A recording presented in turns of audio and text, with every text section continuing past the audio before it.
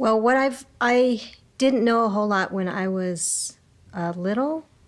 I was always told by my adopted parents I was adopted, but I wasn't really given any details, but it wasn't hidden also.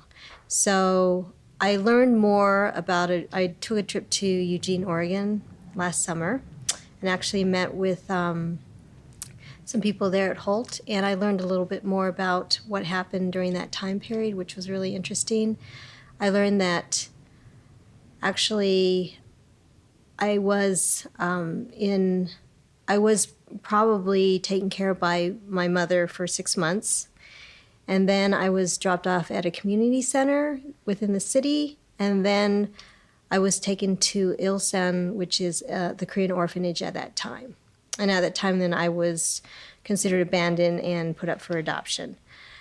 What I originally thought through just stories and things I heard earlier, I thought I was in 2 orphanages previously, but that was wrong. And so that gave me a little bit of comfort, I guess, because knowing that my family or my original mother did try to keep me for a while, for about 6 months, was sort of nice to know. They also, what was interesting is they also stated that during that time period that I was found or dropped off at that community center, that Harry Holt was the one going around to the different community centers picking up the babies every day. So he could have actually picked me up and brought me over, but they weren't positive. So that was really, really interesting too. So from pretty much from that time being a baby all the way up to being adopted, I don't have any memories of it. I just know that I only weighed 10 pounds when I came over and I was a year old. And I was very lethargic, had no emotions during that time. And my adopted mother, she just said it took me about 4 months for her to get me to smile. I didn't cry very much. I think it was just not really having a lot of attention during that time, and also, the effects of malnutrition at that time. So from the time period all the way up to being adopted, that's all what I've been told and what I've learned, but I don't have any memory of it. My adopted parents were very, very loving parents. I feel very blessed to be in that family. Of course, every family has certain issues that every child wants to be different. But, total care with them. They cared for me and they treated me like their own, and they were not harsh. There wasn't any fighting in our house. We attended church, got a good work ethic standard growing up with them. I have a sister that, Suzanne, that was also adopted about 2 years previously. She was already there. And as we've aged, we're getting along better now. It was sort of hard when we were younger because we were totally opposite. But we're getting along a lot better now at our age. But my adopted family, they never really talked a lot about feelings. They never really talked a lot about culture issues. We did when we were younger, we tried to stay part of the Korean community through Holt picnics. We would get together with other friends that had adopted also other Korean children. So we got to sort of see that we weren't just alone and by ourselves. It was harder, I think, growing up in a bicultural family at certain times, because going to school, we weren't around other minorities or Asians. And so then that made me see, all the young girls with the blonde hair and the blue eyes wanting to get all the attention, and all the boys liked her. So I sort of stuck out in that way. And it was much harder for my sister because she was much more Korean. So she had a lot of discrimination against her in that areas. And I had a little bit, but not much. But it was just, you just sort of felt like you never really fit in during that time when you were younger. We had a lot of work during my childhood. My Dad only had an 8th grade education, and he worked at the factory, Gates Rubber Company, for about 33 years. So he opened a business of janitorial service at night. So growing up, we basically, every weekend, we'd be cleaning churches, and then on weeknights, we'd be cleaning offices. So there was a lot of family time together, cleaning, but it wasn't really a family time bonding. We did do things before and things like that, but I think that's where I gained a lot of my work ethic, is by working so much as a child and as a teenager, just helping out with the business. My father worked quite a bit because of the business and everything. So even though he was there and he was a wonderful father, and I can't speak more highly of him, he was sort of a distant father. So I didn't get to see him very much, which I think sort of caused some of the influences of an absent father for me as I grew older, because he wasn't around. And my mom and sister seemed to bond more than I did. So I sort of felt growing up as an outsider or someone that was different. I didn't really fit into the family during that time, just because, I don't know, I just didn't do what everyone else was doing. So I tended to be with my friends quite a bit or go out. I think that I just had a fear of always being alone, and I never realized that. I remember one time I was 4, my mom went to a piano recital for my sister and left me at home with my dad. And I think he was sleeping, but she gave me this little doll with a blue dress, and I couldn't find my dad for some reason, and I was just like, I don't know, it was an intense memory of me, of totally being left alone. And I don't think that I was alone, but that's how it felt. I'd always want to sleep with my mom or sister when I was younger. I think just the first year of my life, I think, affects me more than I realize it. And through counseling, I can sort of see how it has and how I can remedy it and get better. But I think as, in my case, being adopted when I was a year old, I had a lot of time by myself the first year without really any bonding to anybody. Because of my absent father, and then also when I was like 5 to about 9, there was a neighborhood boy that molested me, which caused a lot of issues too. So as I got older, in my teenage years, I sort of bonded to boys. So I was one of those girls that thought, a boy was the answer to everything. So I ended up with that, getting pregnant when I was 18 with my first child. And so I had him when I was 19 and got married right away because of our faith. And he had been my boyfriend in high school for about a year and a half.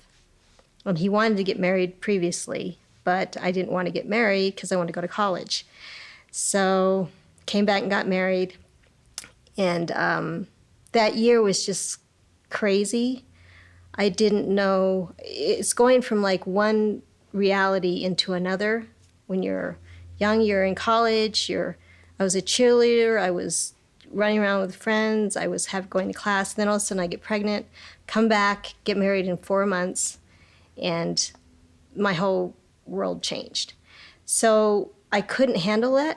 So I basically, about a year and a half later, we split up, and I ended up sort of going out on a wild spree, I would call it, just trying to find myself or find some kind of reality to hold on to. So my oldest son, really for the first, from when he was like 2 to 4, I really probably wasn't a good mother. My mom watched him quite a bit for me. So I think I was sort of thrown into adulthood, becoming an adult, rather than sort of going into it on my own wishes. So by the time he was like 4, I figured out what I was doing was wrong and came back around and was trying to be a good mother. And it was just very difficult. I had tried to go back to school, but that didn't work out. And then I was working 2 jobs at that time when it was about 2021. And I just remember one night coming home trying to count my tip money so I could buy him something to eat, which is really scary because I didn't want to bother my parents and I didn't want to bother people. But so I think I was just thrown into it, the adulthood. So pretty much in my 20s, I raised my son and got remarried when I was 25. And I sort of feel by the time I was 25, I had entered into adulthood. I knew what that was like and what it entailed, and I was definitely ready for it rather than at 18. Today, I've really evolved into a new person. I think I've had quite a bit of counseling the last 8 to 10 years on issues that I see have rise that have hurt me. My marriage that I was in for about 25 years was verbally abusive, so that added more confusion on top of what I was trying to figure out for myself.